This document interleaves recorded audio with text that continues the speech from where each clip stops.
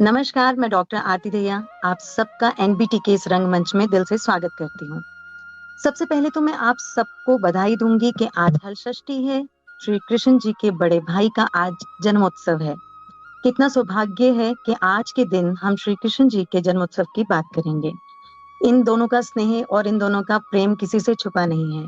तो बहुत ही आज दिल में असीम सी खुशी हो रही है आज आपके साथ लाइव होते हुए, ताकि आज श्री कृष्ण जी के बारे में आपसे कुछ बातें कर सकूं उनके ज्येष्ठ भाई के जन्मदिन पर। सबसे पहले हम बात करेंगे कि श्री कृष्ण हम सब जानते हैं कि विष्णु जी के 8वें अवतार हैं।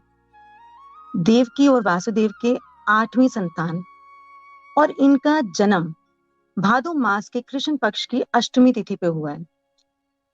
यहाँ से मैंने कुछ न्यूमोलॉजिकल एस्पेक्ट निकाला कि श्री कृष्ण जी के लाइफ में 8 नंबर का रोल कितना स्ट्रॉन्ग है, यानी कि अष्टम अष्टम अष्टम।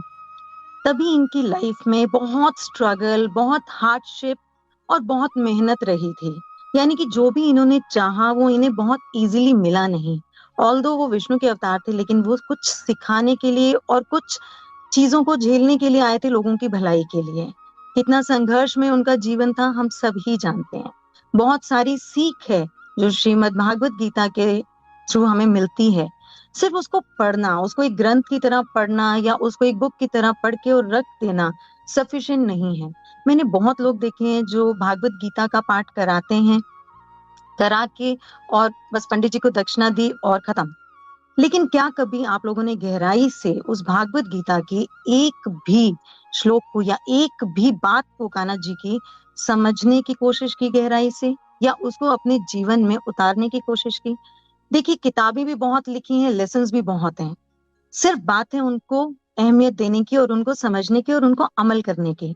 सिर्फ सुनने से और सिर्फ लिखे रहने से या सिर्फ किताबें अपने पास रखने से हम जीवन में कोई परिवर्तन नहीं ला सकते। सबसे पहले तो हमें ये एक इनिशिएटिव लेना चाहिए कि क्या हम अपनी लाइफ को ट्रांसफॉर्म करने के लिए कोई एक हैबिट को चेंज कर सकते हैं? क्या हम कुछ बेहतर अपनी जिंदगी को कर सकते हैं? कुछ बेटर लाइफ की तरफ इंक्लाइन हो सकते हैं? बिल्कुल हो सकते हैं। बहुत आसान तरीका है। इसी कृष्ण जन्माष्टमी से आप कोई एक ऐसा अपने अंदर एक निश्चय लीजिए कि मैं कुछ ऐसा एक करूंगा या करूंगी अपने जीवन में जो कि मेरे जीवन को बेहतर करेगा और जो कि स्पेशली श्री कृष्ण जी की टीचिंग का एक बहुत बड़ा पार्ट होगा। आप लोग जीवन जी रहे हैं, उसको अगर अच्छे से जिएं तो वो और भी सुखद हो जाएगा और भी चीजें आपकी बेहतर होती चली जाएंगी। सिर्फ जो मेहनत हो रही है वो मटेरियलिस्टिक चीजों के पीछे हो रही है, हालांकि उसकी जीवन में इतनी आवश्यकता नहीं होती। होती है सर्वाइवल के लिए, पैसा भी चाहिए, चीजें भी चाहिए, लेकिन मन की शांति और निरोग्य काया सबसे ज्यादा महत्वपूर्ण होती है, जिसको हम इग्नोर कर देते हैं। हम सिर्फ उन्हीं चीजों की खोज में लगे रहते हैं जो चीजें हम देखना चाहते हैं या जिन्हें हम अपने पास रखना चाहते हैं। जो चीजें अनिवार्य हैं उनको हम इग्नोर करते चले जाते हैं और एक स्टेज ऐसी आती है जबकि वो चीजें हमारे हाथ से बिल्कुल दूर हो जाती हैं। तो मेरा आप सबसे ये एक अनुरोध है कि इस जन्माष्टमी पे आप कुछ भी उठाइए भागवत से, लेकिन उसको फॉलो कीजिए। देखिए, ईश्वर जरूर साथ देता है अगर आपके अंदर उस चीज को पूरा करने की शक्ति है। भक्ति और आस्था की तो कोई निश्चित सीमा होती ही नहीं है। हमने श्री कृष्ण भगवान के भक्तों से ये देखा है। पूरे विश्व में, ना कि सिर्फ भारत बल्कि पूरे विश्व में कान्हा जी के भक्त हर जगह हैं। इतने शायद इंडिया में नहीं है जितने फॉरेन कंट्री में उनके भक्त हैं। तो भक्ति किसी सीमा, किसी कल्चर या किसी स्थान की या किसी भी चीज की बंदिश में नहीं रहती। आस्था आपके मन में होनी चाहिए जो आपको ईश्वर के करीब लेके जाए। आस्था का मतलब सिर्फ दिखावा नहीं है कि आप भगवान को महंगे महंगे कपड़े पहनाएं, महंगी महंगी आप उनकी पोशाकें या उनके झूले या उनके बाकी जो गहने हैं वो लें तो आपकी आस्था अच्छी है। आस्था कभी कभी सिर्फ एक मिश्री का या एक चीनी का भोग लगा के भी दिखाई जा सकती है। आस्था भगवान के अंदर तब बनती है जब भगवान की बताई हुई चीजों का हम पालन करें। जैसे बच्चे और माता पिता होते हैं, माता पिता टीचिंग देते हैं और बहुत हर माँ बाप चाहता है कि उनकी संतान बहुत अच्छी बने और वो जीवन में बहुत कुछ हासिल करे। लेकिन बच्चे जब उन चीजों को थोड़ा सा अलग तरीके से समझते हैं और अपने जीवन को अपने तरीके से जीना शुरू कर देते हैं और उनकी कही बातों को पूरा नहीं अमल करते, तो कहीं ना कहीं दोनों के मन में एक दूसरे के लिए दूरियां बनती हैं। यही भगवान और भक्त के बीच का संबंध होता है। भगवान हमें कुछ सिखा रहा है, कुछ समझा रहा है।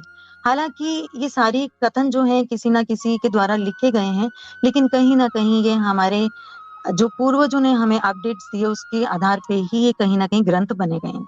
तो कहीं कुछ ना कुछ सच्चाई तो इनके भीतर है। तो देखिए, अगर आप अपने ईश्वर के बहुत करीब जाना चाहते हैं तो सिर्फ दिल में ईश्वर की ज्योत जगाइए, भगवान अपने आप आपके समक्ष हो जाएगा। आपको बहुत महंगी चीजें या मंदिरों में जाने की या मालाएं जपने की कोई जरूरत नहीं रहेगी। मन से याद करेंगे और वो सामने, जैसे कि हम रेकी में भी करते हैं कि एनर्जीज को, यूनिवर्सल एनर्जीज को कॉल करते हैं और हमारे हाथों में वाइब्रेशंस होनी शुरू हो जाती हैं। It is all about your intention. तो वैसे ही भक्ति में भी इंटेंशन होनी चाहिए कि आप आंख बंद करें और आपको लगे कि कितना भी संघर्षमय जीवन क्यों नहीं हो, कितनी भी कठिनाई क्यों ना हो, वासुदेव आए और आपका हाथ थाम लें और आपको उस भवसागर से सरलता से निकाल दें। जन्माष्टमी पे नियम के साथ अगर कुछ चीजें हम फॉलो करें तो लाइफ के बहुत सारे चैलेंजेस को दूर कर सकते हैं। चैलेंजेस जैसे कॉमनली मैं देखती हूँ अपने क्लाइंट्स के साथ भी कि उनको, किसी को चाइल्ड बर्थ का इशू है, यानी कि उनके संतान नहीं हो रही है, किसी को धन की प्राप्ति, यानी कि जितना एक रिक्वायर्ड धन है उतना वो नहीं कमा पा रही या उतनी कमाने में उनको बहुत कठिनाई का सामना करना पड़ रहा है।